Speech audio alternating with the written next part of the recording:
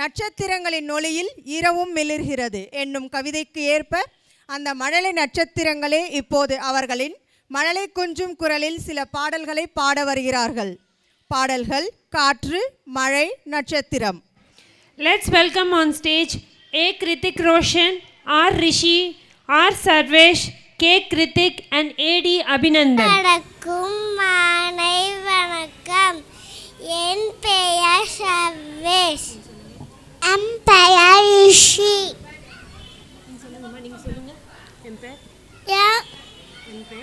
என் பெயர் கிருத்திக் ரோஷன்.